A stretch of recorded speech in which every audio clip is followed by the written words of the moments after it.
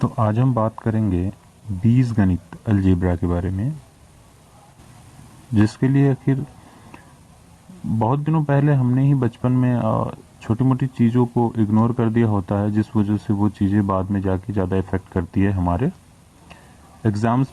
तो उसमें अलजेब्रा वगैरह बहुत सारी चीज़ें आती हैं जिससे कि हम कंफ्यूज हो जाते हैं। तो कंफ्यूज होने की ज़रूरत नहीं है, यहाँ पे कुछ बेसिक सी चीज़ें हैं जो मैं आपको बताऊंगा अभी, और जिसके थ्रू आपको बहुत सारी चीज़ें क्लियर हो जाएंगी। और जब आप इसके बाद अलजेब्रा को शुरू करते हैं तो उसमें आपको बहुत सारी चीज़ें समझ में आने लगेंगी। तो बीजगणित का मतलब क्या होता है, अलजेब्रा का मतलब क्या है, पहले हम वो जानेंगे कि बीजगणित चर और अचर के मेल से बनता है। मतलब एक चर और एक अचर को हम मिलाते हैं तो हमें वो एक बीजगणित के रूप में, एक अलजेब्रा के रूप में वो बन जाता है, जिसे कि हमें सॉल्व करते हैं। जैसे बीजगणित को हम लिख सकते हैं चर प्लस अचर। आगे बढ़ते हैं कि अब चर और अचर क्या होता है। आगे देखते हैं कि इसमें है कि मैं बता रहा था कि जैसे चर और अचर पद जो मिलकर ही बीजगणित का निर्माण करते हैं। सिर्फ चर या सिर्फ अचर को मिलाकर हम अगर चाहें कि बीजगणित के रूप में उसको लिख सकें तो वो पॉसिबल नहीं है।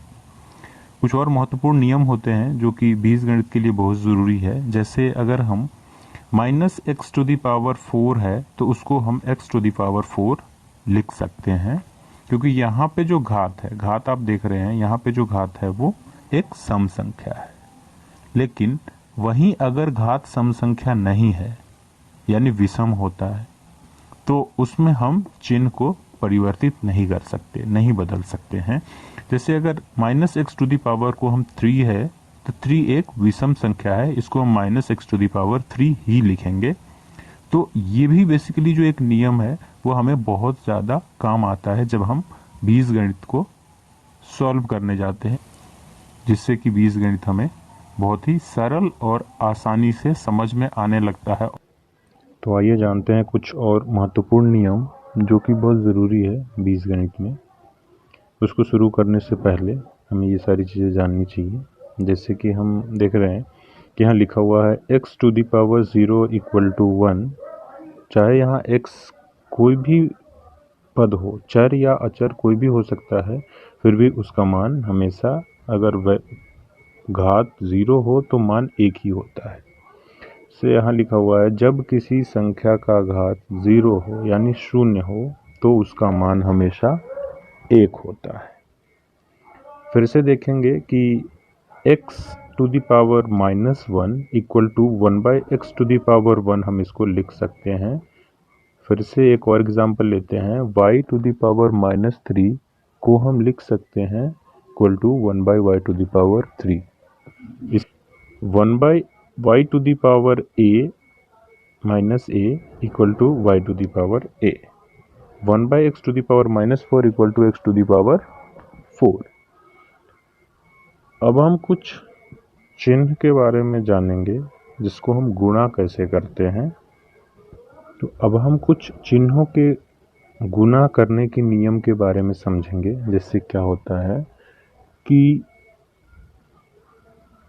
प्लस इंटू माइनस को हम माइनस लिखते हैं, माइनस इंटू प्लस को हम माइनस लिखते हैं, माइनस इंटू माइनस को हम प्लस लिखते हैं, और प्लस इंटू प्लस को प्लस ही लिखते हैं। तो ये हमारे कुछ गुणा के नियम होते हैं। अब बात आती है ब्रैकेट यानी कोष्ठक की, और शायद हम सभी को ज़्यादा परेशानी आती है सिर्फ ब्रैकेट वाले क्वेश्चंस को सॉल्व करने में। तो इसके लिए हम बहुत ही आसानी से समझेंगे कि ये कैसे आखिर सॉल्व करें, कैसे सीखें ताकि ये आसान लगे। तो आइए देखते हैं कि ब्रैकेट यानी कोष्ठक से बाहर निकालेंगे जब भी हम, तो हमेशा चिन्ह बदल जाता है।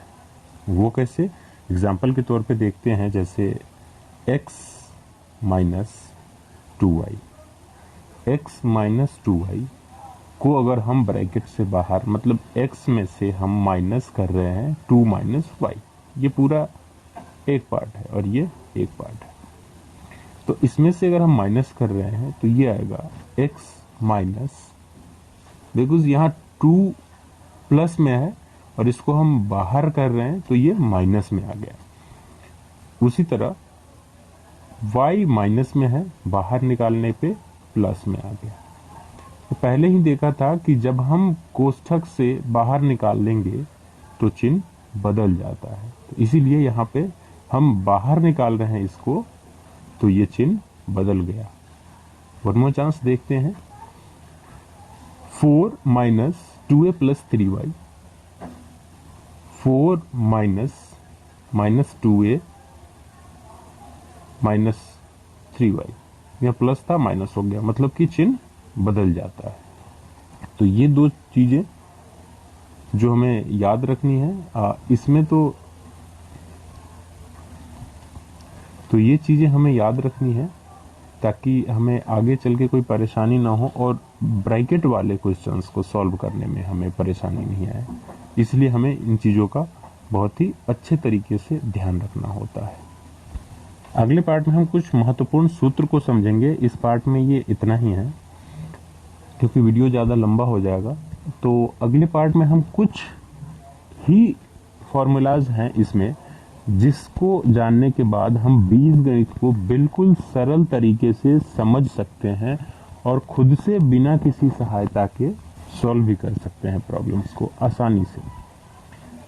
तो आइए नेक्स्ट पार्ट में मिलते हैं। इस पार्ट में फिलहाल के लिए इतना ही। अगर आप चैनल पे नए हैं तो चैनल को सब्सक्राइब करें। अगर आपको वीडियो अच्छा लगा हो तो वीडियो को लाइक करें। धन्यवाद।